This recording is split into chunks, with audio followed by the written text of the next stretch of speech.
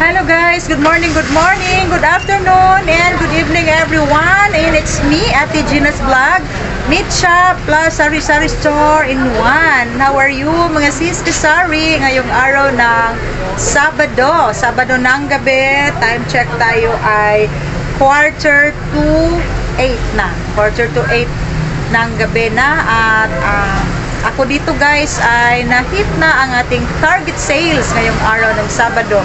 So thank you so much Lord sa blessings, no? Kumusta kayo? Dear months na talaga. October 4 ngayong araw na ito. I know, October 5 dahil no? October 5 pala kasi Sabado ngayon, kahapon ang October 4. Kasi guys kahapon ay fiesta dito sa amin. Ang aming patron ay Saint Francis of Assisi. Tapos nag-share guys sa Facebook sa schedule ng mga masses dito. And then ako ay nakonsensya dahil hindi ako nakapag-attend ng Holy Mass kahapon kasi ang aking anak ay biglaang dumating dito, dala ang aking dalawang apo. So that's why wala ko naka-attend sa Holy Mass kami ni Mr. Kaya nagulat-gulat mi sa among anak niya.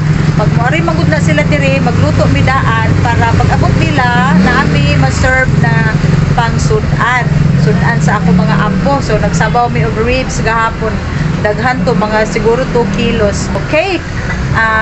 Ngayon ay ang mga kaganapan natin dito sa aking Sari-Sari Store and dito sa aking meat shop ay meron tayong order from grocery worth 14,800 plus.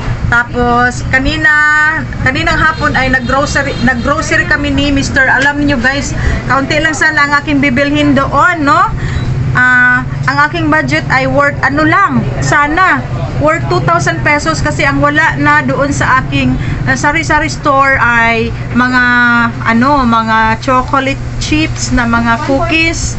Tapos wala na akong doon, choconuts, and then piatos. Yun lang sana guys, mga 2,000 lang ang aking budget. And then pagdating ko doon, ang dami ko nang nabili, ang dami ko nang kinuha. So umaabot siya ng 9,963.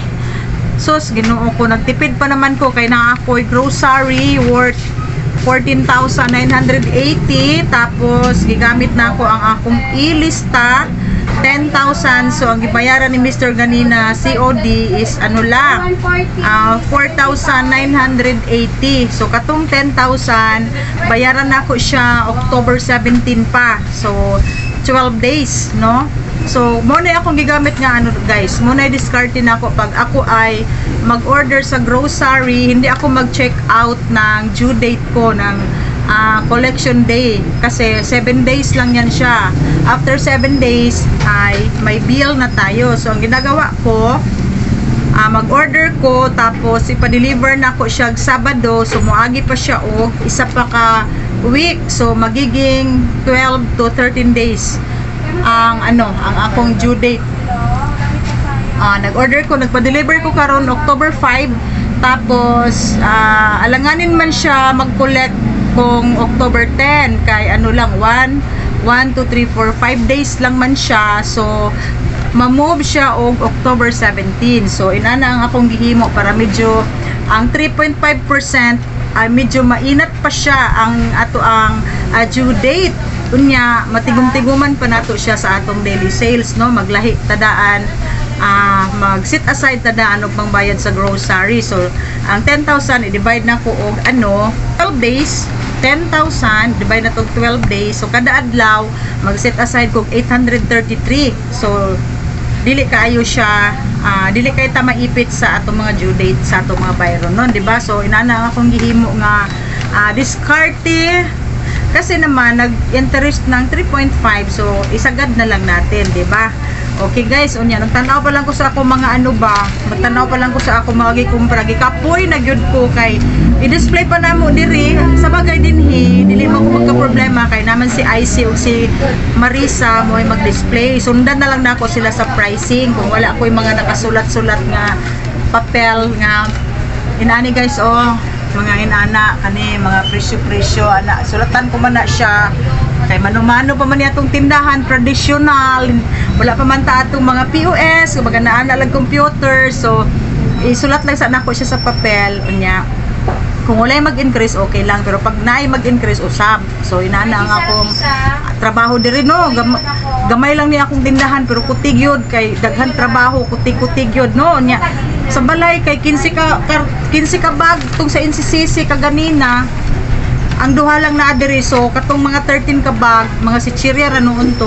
I-display pa to na ko. Agi, wala yung mga display guys. Sa ako ang tindahan sa balay. Ako ra gyud kay pag si Mr. Nako, di gyud na niya tarungon. Magkaano gyud ang niyang style. Dili gyud ko ganahan guys kay dili gyud organized ba siya mag-display mo ng usabon ra gyapon nako. Mo na sila maingon sila nga bilang ko man display kay usabon ra gyapon na ni mama. So agwanta lang taani, laban lang kasi ito ang ating bread and butter, ito ang ating hanap buhay everyday, pero enjoy good kaayo magnegosyo guys, no labi na gud ang mga pare sa kuha dugay na nagnegosyo og sari-sari store, bahala gula ta mo dako basta nakakuan lang, naka-provide ta sa atong panginahanglan, no dili na kailangan nga dakuon gid nato atong negosyo, atong palambuon kung dili nato kaya. Kung unsa lang ang gihatag sa atuan ni Lord, ang importante na human atong mga anak nya medyo maginhawang buhay gamay lang, no, medyo luag-luag lang gamay, okay na kayo na para sa kuha. Okay, yun lang ang ating chika-chika ngayong araw ng ng Sabado, ugma.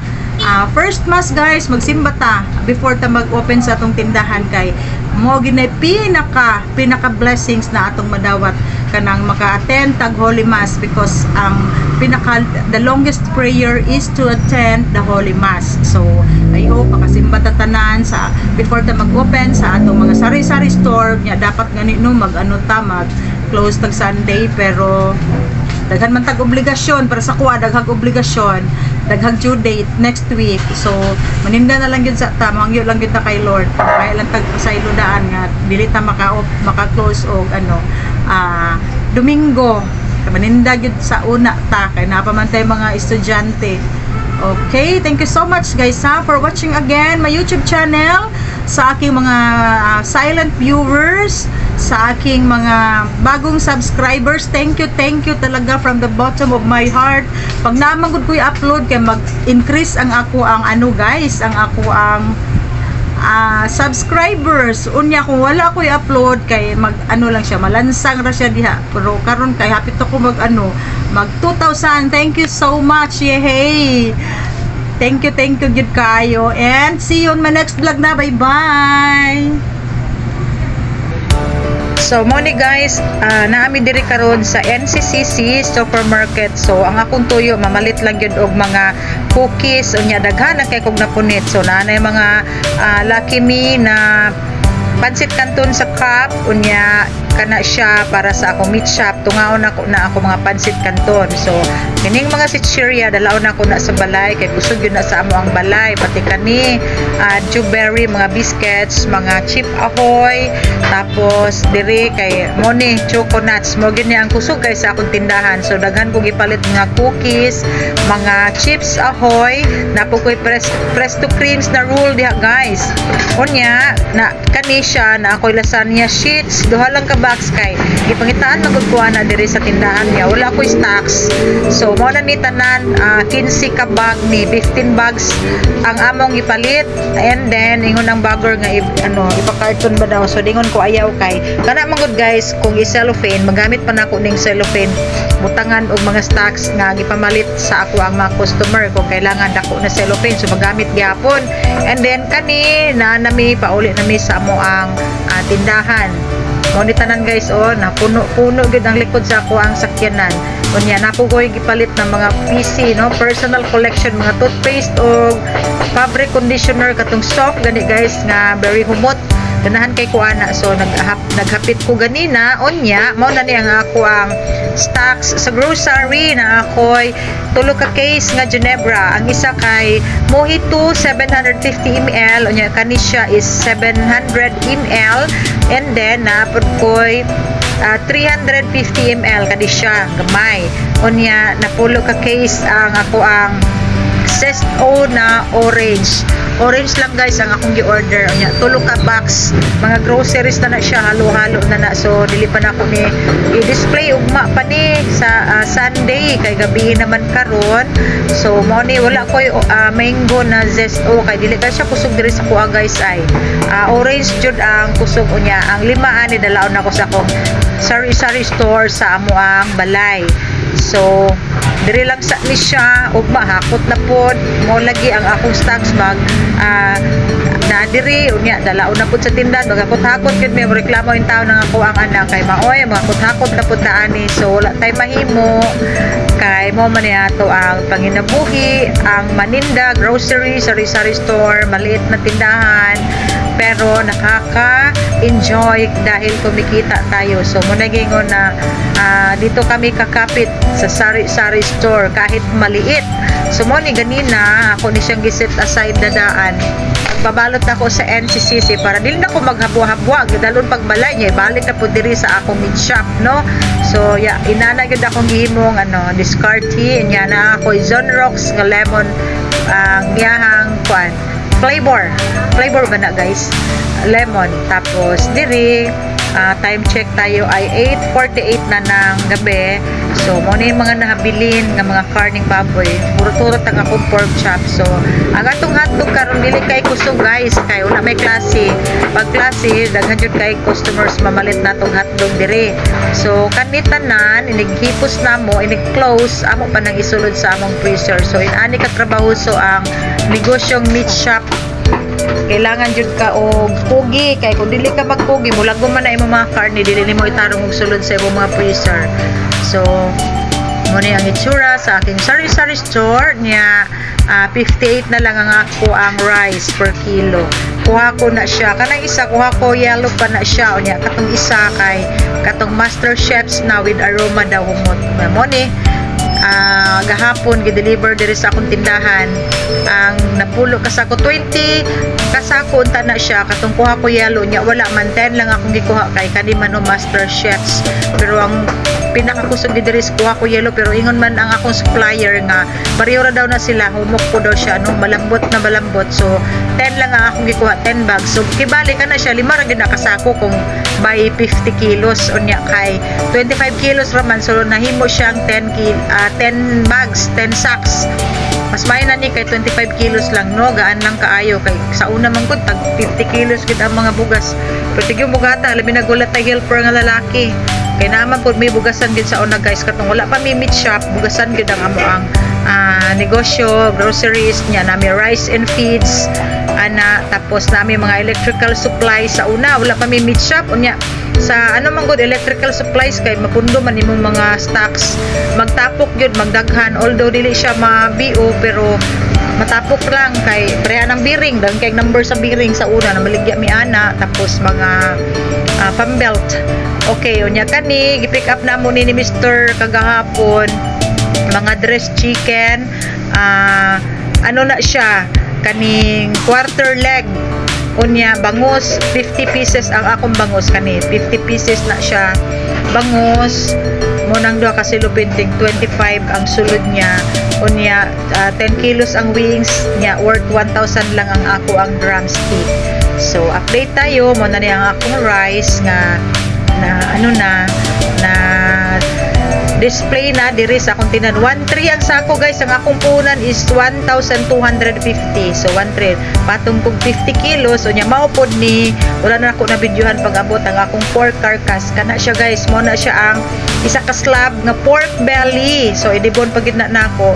unya diri daghan kay tag stocks hotdog o puno gyud kayo ako ang dako na freezer natay mga ano diyan nagkayamukat na guys basta ano daghan na lagi mig trabaho di na gyud siya ma-arrange pag sugod pa lang arrange kay na siya pag deliver pero pag mag in and out na gani mi kay mag display na mi sa amo ang lamisa magkalat gid na siya unya na po ng gabi pagkagabi amo na po na siya i-arrange pagkaugma magkalat na po din na pero it's okay basta naagid siya sa sulod sa freezer naka-frozen gud ang ato ang mga paninda kay frozen foods man ni siya nya daghan tag pure foods products and then dire nag-slice ko ano guys gidibon na nako tong luwin pagkuha nako sa ribs ako na pong slice na siya para pang pork chop nya very hait good kay na ako ang kutsilyo, tanawa.